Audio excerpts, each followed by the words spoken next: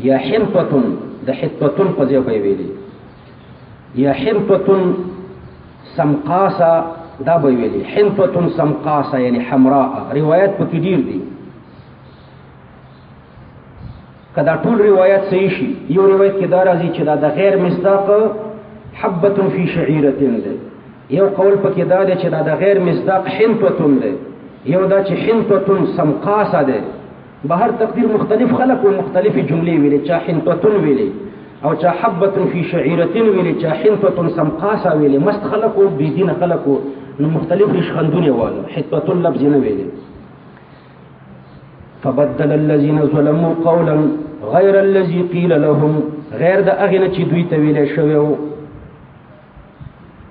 صرح بالغير مع ان التبديل لا يكون الا بالغير تنسيسا على المغايرة من كل وجه ګور اعتراض دا راځي چې تبديل خامخا په غیر سره راځي بدلت الكتاب بالهاتف دا تبديل په غیرو دلالت کوي غیر الذي قيل لهم الله د څه فائدې لپاره ویل دي نو ګور تبديل په مغایرت دلالت کوي خو په مغایرت من كل وجه باندې دلالت نه کوي الله پاک تصریح په غیره وکړه چې په تغییر من كل وجه دلالت راشي چې دا دوی چې کومه کلمه ویلي دا من كل وجه مغایره وا دا هغه مامور به کلمه نه مامور به یو قسم وا او دوی بل قسم کلمه ویلي فانزلنا الله پاک فرمایي چې بیا ما نازل کړو على الذين ظلموا فاغ خلق باندې چې ظالمان دي فانزلنا عليهم دلته پکار دي ځکه مخکې الذين ظلموا ذکر شوی دی او شی چې یو ځل صراحتا ذکر شي دویم ځل ذکر کول شي په ارجاع د ضمیر دلته الله په ارجاع د ضمیر ذکر نکړو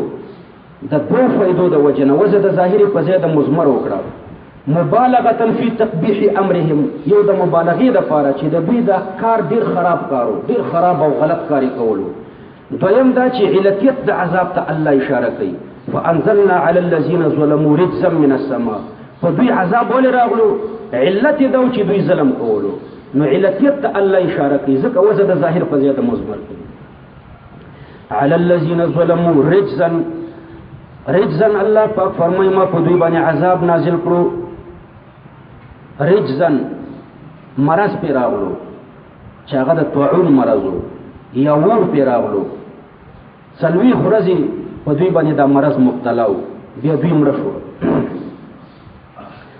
رجزا من السماء دا من السماء دا متعلق ده تر انزلنا پوری فانزلنا من السماء دا صفت فانزلنا ما نازل کو من السماء دا اسماننا نو من السماء می دا انزلنا پوری ګره متعلق نو تقدیر د عبارت دا شو فانزلنا من السماء على الذين ظلموا رجزا او یا دا ویا چې من السماء صفت د پاره د رجزان ده خو د مقدرن پوری بیا تعلق ورکا رجزا مقدرا من السماء دا سي عذاب چې مقدر د اسمان نه بما كانوا يفسقون دا بما كانوا يفسقون متعلق تر رجزان پوری ده دا رجز په سبب د فسق د دوی دا عذاب په سبب د فسق د دوی باندې الله را ولېګلو کو دوی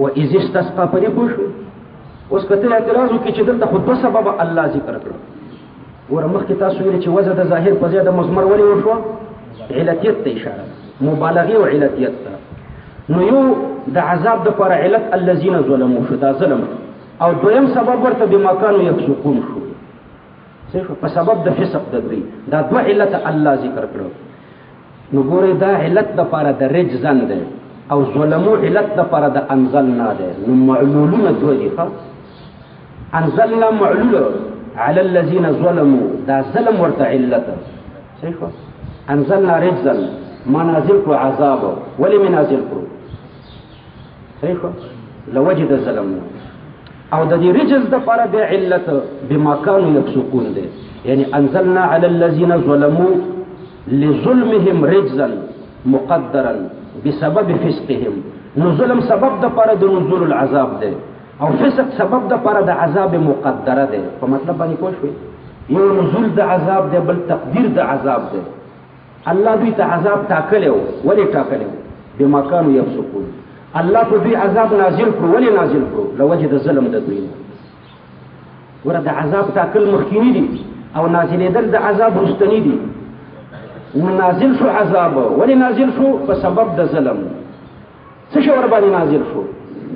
عذاب مقدره. ولی مقدرو؟ ولی ورته الله ټاکلو په سبب د فسق. نو دوه معلوله دي، یو نزول د عذاب دی، بل تقدیر د عذاب دی. رجزا مقدرا، رجزا مقدرا من السماء. نو د مقدرا د لپاره دلیل دا شو چې بما كانوا يفسقون، عذاب ورته الله ځکه ټاکلو چې دوی فسق کوي. وإذ استسقى هدایت الله وشو کنه. وإذ استسقى مخکې خطاب د بنی اسرائیل سره او اصلاح د بنی اسرائیل، دلته خطاب د بنی اسرائیل سره او ذکر د ګناهونو د دوی دی او د دوی د مخالفت ذکر کیږي د حق سره. وإذ استسقى موسی، یاد که هغه وخت الله پاک فرمایي استسقى موسی چې استسقا وکړه موسی علیه السلام. استسقى د دې مفعول حذف دی. استسقى طلب د اوبو وکړو، استسقى استسقا وکړه مفعول ورته حذف کړه، یا مستسقى منه ورته حذف کړه، مستسقى منه یا ورته مستسقى حذف کړه.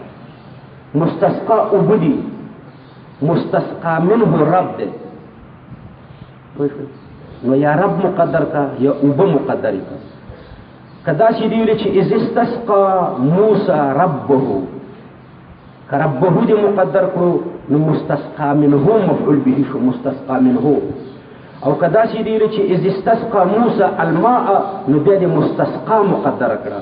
بهر تقدیر د مفعول ضروری دی، یا مستسقى منه چې ربه دی یا مستسقى چې الماء دی. نو اذ استسقى په هغه وخت کې چې او مختلف په ته کې په میدان ته کې دوی ته الله پاک فرمایلی چې د عمالقه سره وجنګيږي، بیت المقدس ته لاړ شي. دوی خبر وکړو چې اذهب انت وربك فقاتلا انها هنا قاعدون. نو الله پاک په میدان ته کې دوی راګیر کړو. په میدان ته کې سورې نو الله ورېز راوستا او وبنوي نو الله پاک ورته چینی کولاوي. و اذ استسقى موسی لقومه، لام د اجلیت لپاره د متعلق د استسقا پورې دی. لوجد خپل قوم نه فقلنا ففصیحیه ده. ففصیحیه چاته وایي چې په مقدره جمله دلالت کوي. دلته مقدره جمله ده فعجبنا فقلنا اضرب، چې د استسقا وکړه نو مې دعا قبول کړه. فعجبنا فقلنا اضرب بعصاك الحجر، نو ما ورته ویل چې اوه دې بعصاك په خپل امسا باندې الحجر یو کانه. العصا د مؤنث ده، العصا الف پکې منقلب د واو نه ده، ځکه تسنیه عصوان راځي، د دې جمع په افعلو راځي شذوزا لك اعصن، او په فعلو باندې راځي قياسا عصن. حرکت د عین د حرکت د صوت تابع ده. وضرب بعصاك، اوه په خپل امسا دي.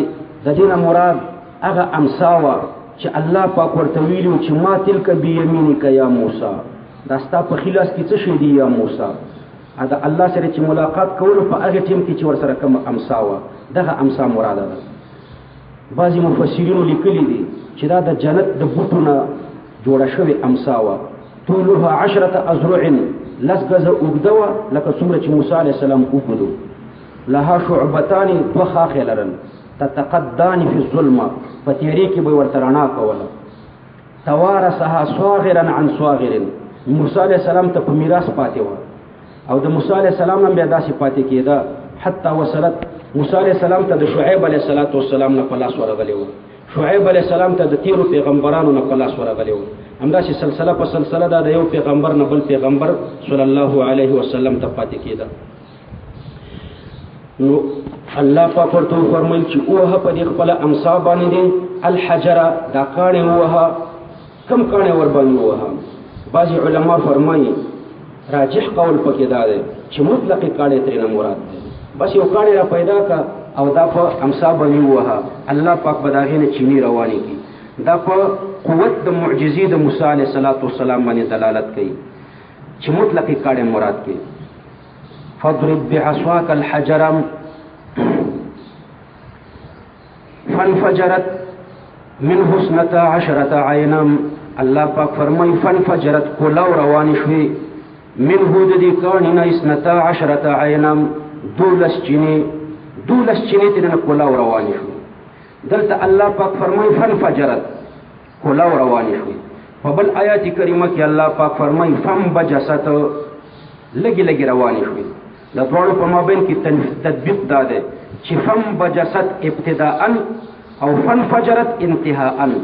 په اول کې چې کومې اوبه ترېنه روانې شوې دا لګي لګي وي، خو په انتها کې بیا ډېرې شوې. فانفجرت انتهاء. فانفجرت من 12 عینا، 12 چینې ترېنه روانې شوې. عینا دا تمیز دی، تمیز موصوف. او قد علم كل اناس مشربهم، دا ورته صفت بتقدیر العائد، یعنی وقد علم منه، په تحقیق سره پیژنده هرې ډلې د بني اسرائیلو نه. قد علم منه د دې چینو نه، مشربهم خپل ګودر، نو عینا موصوف، قد علم منه دا ورته صفت موصوف سره د خپل صفت نه دا تمیز. په دې توصیف کې فائدہ څه ده؟ په توصیف کې فائدہ یو بل معجزه د موسی علیه السلام ده. فائدة التوصیف بیان معجزه اخرى، هغه دا چې حدوث الجداول مع حدوث الماء. سم دې چې اوبه پیدا شوي همداسې لختین جوړ شو. لختي خو فوجیان جوړوي او د پاکستان مزدوران لګېدلي د ډیم نه نیرونه وباسي چېرته یو کال کې نیر پوره شي. دا یکدم اوبه روانې شو، یکدم نیرونه شو. دا دویمه معجزه شوه. یو دم اوبه روانېدل او یو دم نهرونه جوړېدل، دا دوه معجزې شوې. نو په قد علمه کې دغه فایده ده. قد علم كل اناس دا حکمت الانقسام ده.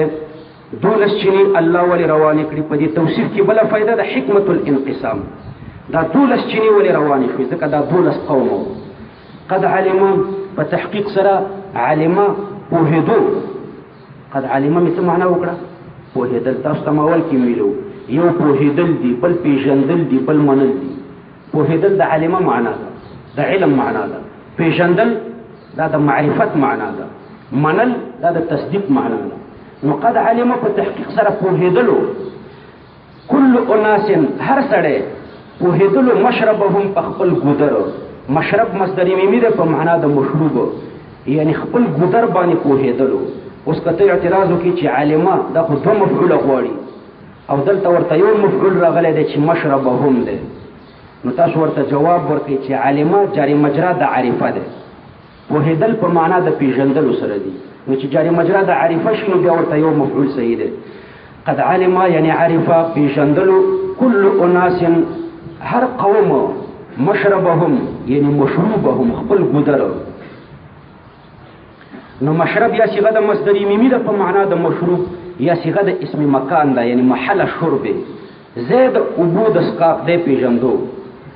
مشربهم دا کلن چې ده کل اناسن کنه، کل اناسن دا لفظ د کلو چې ده مفرد اللفظ ده او جمع فی المعنا ده. کله چې دا کلمه د کلو نکری ته مضاف شي نو بیا مراعات ته معنا واجب ده. لکه یوم ندعو کل اناس بامامهم، ګوره کل اناس بامامهم ضمیر د جمع راځي شوی دی، رعایت ته معنا شوی دی. دلته رعایت ته معنا شوی دی ځکه کلو نکری ته مضاف دی. کل اناس، کلو دا التفات ده، مخکې صيغه د غایب وي او صيغه د مخاطب ده. کلو واشربوا، الله پاک فرمایي چې خورئ او څښئ من رزق الله. رزق په معنا د مرزوق سره دی، ځکه مخکې ما تاسو ته ویلو چې رزق صيغه د اسم مصدر ده، رزق مصدر ده. من رزق الله، تاسو خورئ د الله د رزق نام یعنی من مرزوق الله. کلو من رزق الله او واشربوا من رزق الله، دا من باب التنازع ده باعمال الثاني. من رزق الله دا واشربو پوری متعلق کا دا کلو دا پار حذف کا. کلو من رزق الله واشربو من رزق الله. ولا تعثوا في الارض مفسدين، الله پاک فرمایي تاسو فساد مکوئ په دې ځمکه کې. مفسدين په حال کول تاسو کې چې فساد کوون کیږي. اوس په دې اعتراض راځي چې عصوا فساد ته وایي او مفسدين کې فساد ذکر شو، نو دلته خو معنا دا شو چې لا تفسدوا في الارض مفسدين، تاسو فساد مکوئ پس مکه کې په حال کول تاسو کې چې فساد کوون کیږي. تاسو ورته جواب ورکړئ چې لا تعثوا في الارض بالكفر، دلته معنا دا ده تاسو فساد مکوئ پس مکه کې په کفر. مفسدين په داسې حالت کې چې تاسو مفسدين یې په نور ګناهونو باندې نور ګناهونه کوئ، نو لا تعثوا کې کفر نه راغله او مفسدين په دوی کې اخبار راغی د دې خبرې نه چې دوی نور ګناهونه هم کول یوازې کفر نه کولو. او یا عسوه مجاوزة الحد ته وایي،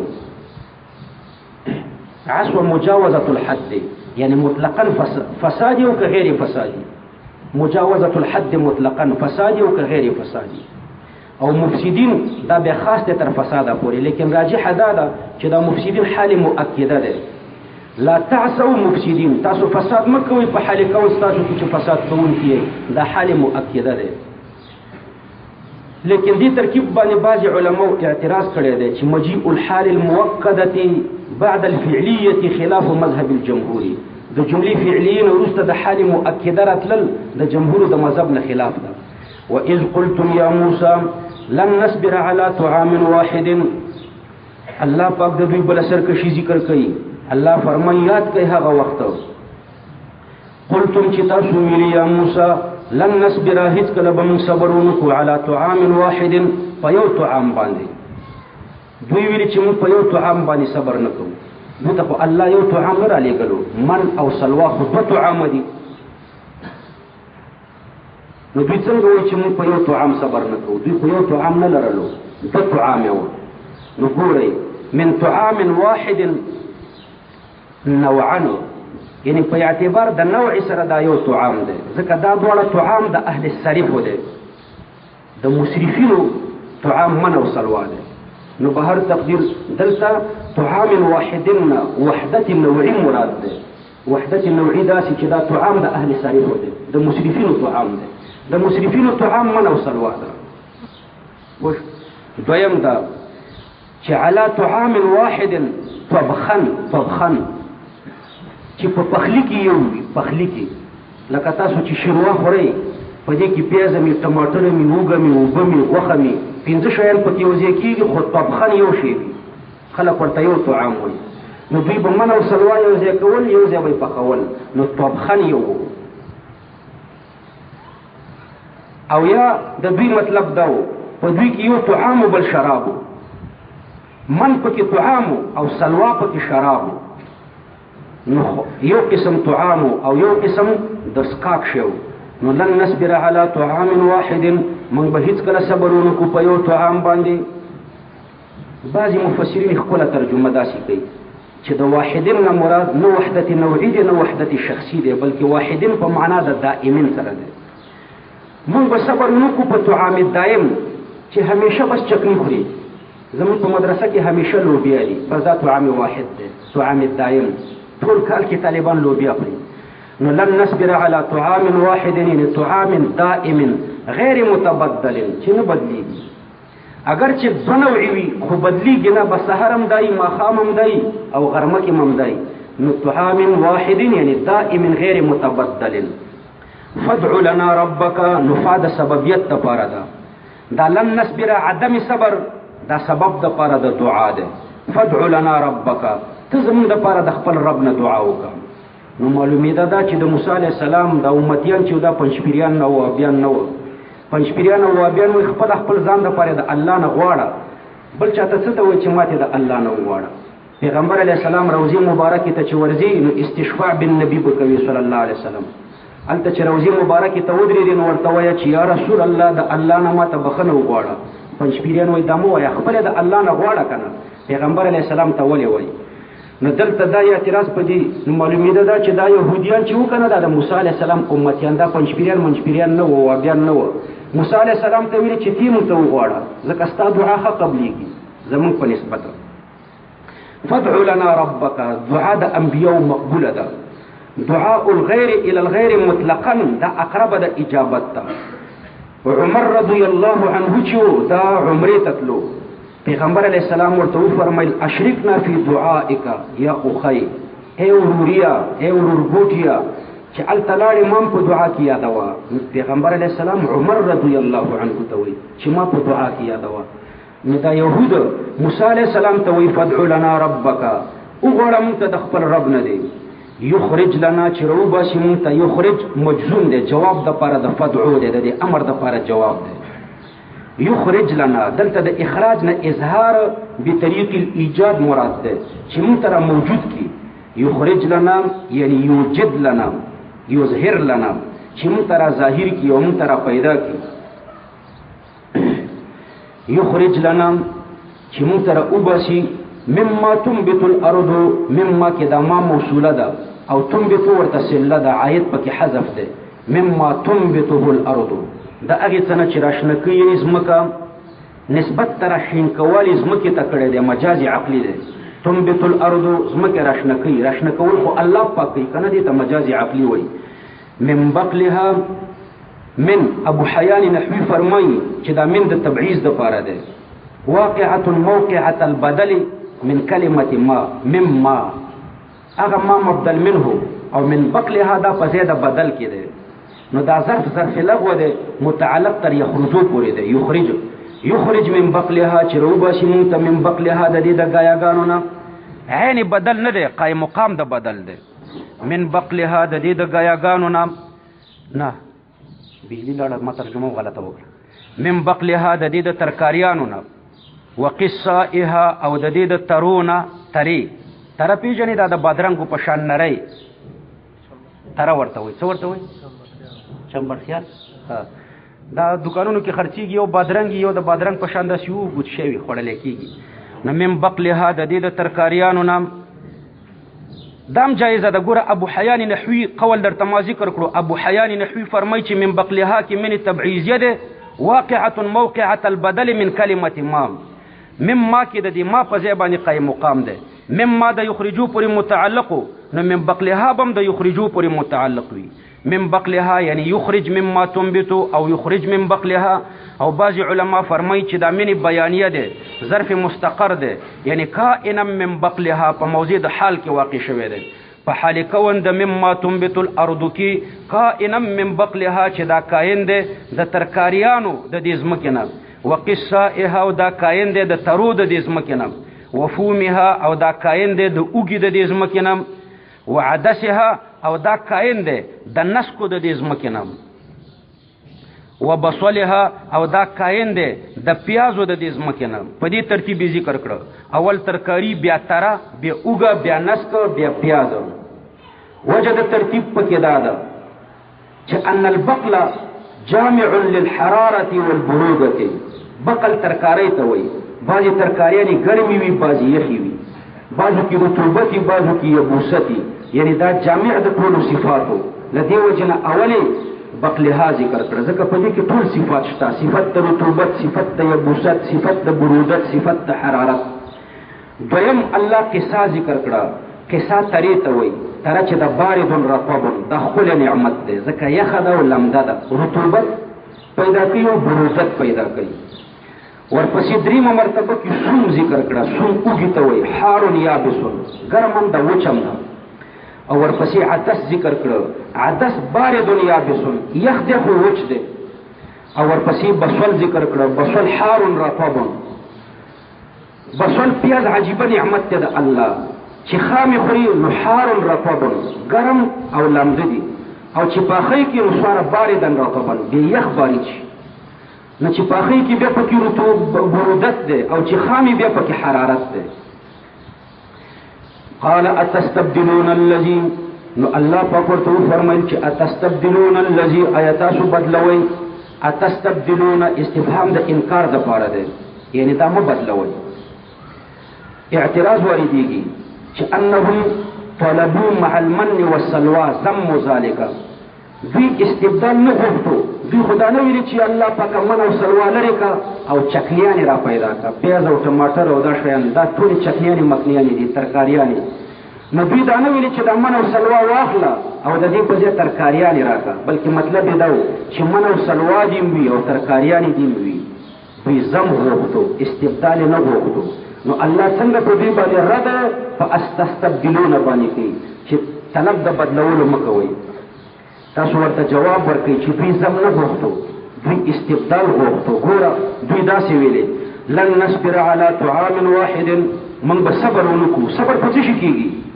په مکروه باندې کېږي، مکروه شي باندې صبر په مکروه شي کېږي. معلومیږي دا چې دا من او سلوا دوی ته مکروه وه، کراهیت المن والسلوا.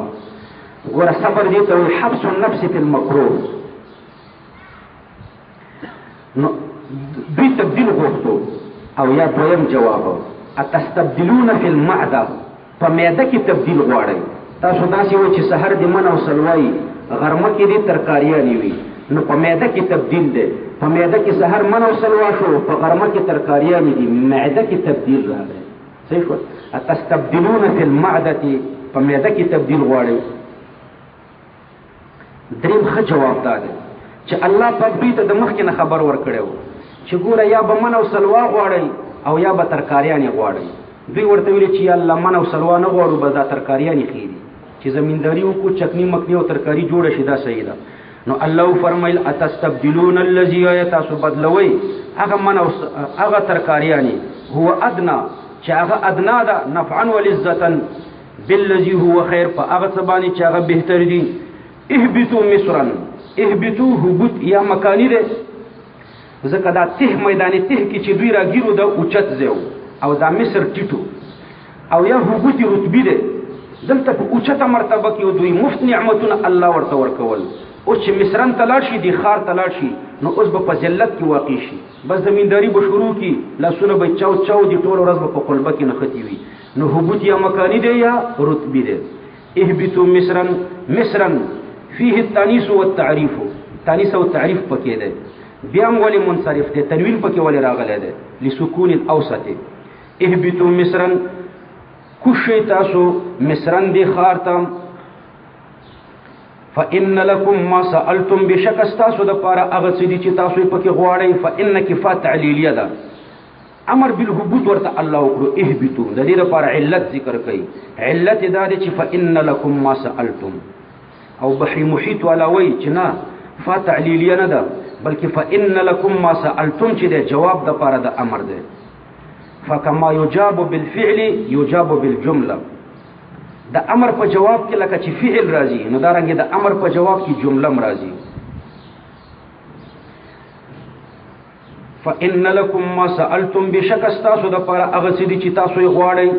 اوس اهبطوا امر ده، فإن لكم ما سألتم ده جواب ده، په جواب کې خو عایدی چې امر تراجی وي، نو دلته عاید پکې مقدر کا. فإن لكم فيها، فإن لكم فيها یو خو پکې فيها مقدر کا چې امر تراجی شي. اهبطوا مصرا دی جمله امریه کې چې کوم شی ذکر شوی هغه تراجی شي. او دویم پکې سألتموه کې هو مقدر کا چې ما تراجی شي، دو تقدیر ولګوا. فإن لكم فيها د شرط وجنه فيها مقدر کا، او د ما د وجنه سألتموه مقدر کا. وضربت عليهم الذلة، الله پاک فرمایي اوهل شو په دوی باندې ذلت. ضربت لکه په مونږ باندې چې ګمبته جوړه شوی، ضربت القبه، ګمبته جوړه شو. نو دا ذلت د دوی لپاره داسې شو لکه ګمبته، ګمبته چې دا په مکین باندې محیط ای، نو دا ذلت په دې يهودو داسې را محیط شو، داسې ور باندې راتاو شو. یعنی احاطت بهم احاطه القبه بمن ضربت عليه، داسې ور باندې ذلت راتاو شو لکه ګمبته چې په هغه چا باندې راتاو شوی وي، په چا چې دا ګمبته جوړي. وضربت عليهم الذلة، دوی باندې راتاو شو ذلت. ولما مالوا الى الادنى ضرب على ابنائهم الذلة الى يوم القيامه، تر قیامت ورځې پورې په يهودو باندې ذلت مقرر دی. ذلت سپکوالی ته وایي. نو تر اخره پورې، تر قیامت پورې يهود سپک دي. بعض علما فرمایي چې د ذلت نه جزیه مراد ده، او د مسکنت نه فقر مراد ده. فقر غریبی، غریب ته مسکین وایي، لأن الفقر اسکنه عن الحركه، ځکه دی غریبه دا غریبی چې د سړی د حرکت نه غورځي. نو په دوی باندې ذلت او مسکنت تر قیامت پورې مقرر دي. تر قیامت به دوی ذلیل او مسکینان. اوس کته اعتراض وکي چې يهود خونن سبا ذلیل او مسکینان نه دي، نن سبا سپر طاقت ده، یو حکومت لري، او تقریبا د پیښور قدر ته ملک نه دی، ټول پیښور وزیره ده. د اسرائیلو د پیښور قدر ته ټول ملک نه دی، خو بیا هم سپر طاقت دی، ټمم لري، ورته لري، او مستول دنیا مسلمانانو ته اور اچولې ده. نو دا د نن سبا خو ذلیل نه دي.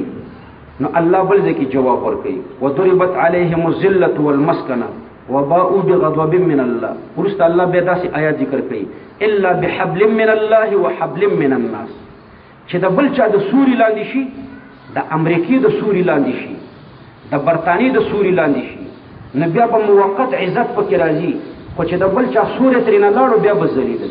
نن سبا امریکا او برطانیه او فرانس دا چې د اسرائیلو نه لاس واخلي او دارنګې نن سبا یهودي وهابیان سلمان دام د ټرمپ بچی دی دیم اوس د اسرائیلو په اسرائیلو لاس نیولی دی د اسرائیلو په سر دم لاس ونیولو محمد بن سلمان په سعودیه کې هم داسې حکومت را روان دی لکه په افغانستان کې چې د طریقې حکومت و د شعایرو د دین توهین شروع دی نن سبا په عربو کې نو د بل چا د سوري لاندې چې شي بیا به عزت موقت لري خو چې د بل چا سوری ترېنه لاړو بیا به ذلیله وي نن سبا د امریکې او د برطانیې او د سعودي د حکومت سوری چې د اسرائیلو نه ختم شي په همغه ورځ به ذلیله وي وضربت عليهم الذلة والمسكنة وباءوا بغضب من الله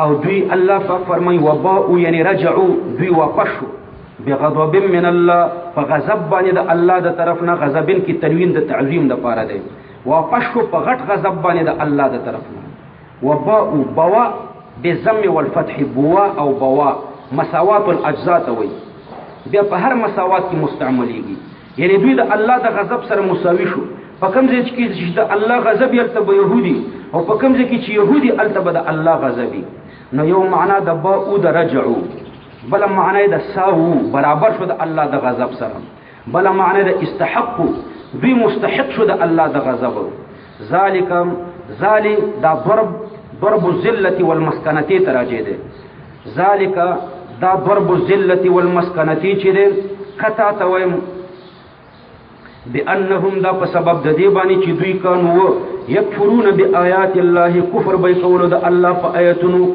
بآیات الله د آیات الله نه معجزات مطلقاً مراد دي راجح معنا دا ده او یا هغه معجزات مراد دي چې الله پاک موسی علیه السلام ته ورکړو ويقتلون النبيين بغیر الحق او دا د دې پوجا د الله په غضب گرفتار شو دوی وجل پیغمبران لکه شعیب علیہ السلام زکریا علیہ السلام یحیی علیہ السلام او نور پیغمبران وجل بغیر الحق بعد سببیت تفاره ده یعنی بسبب مغایر للحق دا داسې سبب وجه وجل چې دا سبب حق سبب نو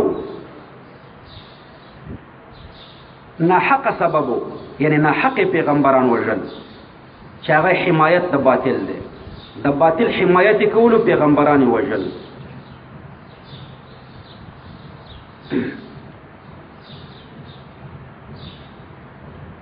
ويقتلون النبيين دلته اوس یو اعتراض درته کوم النبيين جمع قلت ده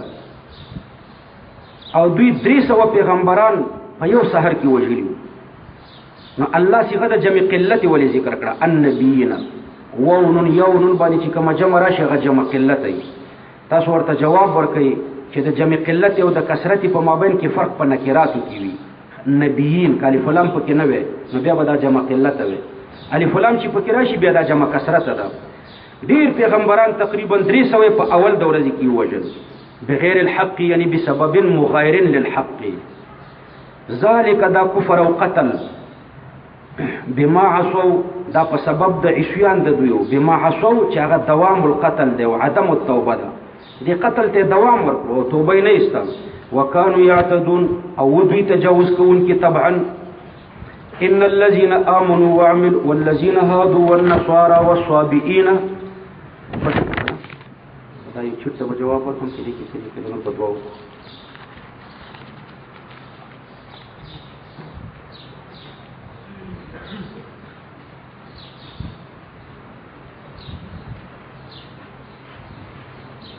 داوي الله پاک وعلم الاسماء كلها عبر الله الاسماء علما اسماء علم ویل علوم عصريه او علم نشي ویل علم عرفي ورته ویل شي علم شرعي ورته نشي ویل علوم عصريه او څه کامل علم ورته نشي ویل نو په خیال د مفتی زر ولی خان سے بیا کړی دی چې هغه وي په ختمونه یو لک روپیا خلې ما خو درته ویل چې ختمونه څو قسم دي یو ختمونه د ایصال ثواب د پاره دی بل د دنیوي اغراض د پاره دی دا د دنیوي اغراض د پاره چې کیږي په دې پیسې اخیستې شي دې کې څه اشکال نشته خو د دنیوي غرض د پاره چې کیږي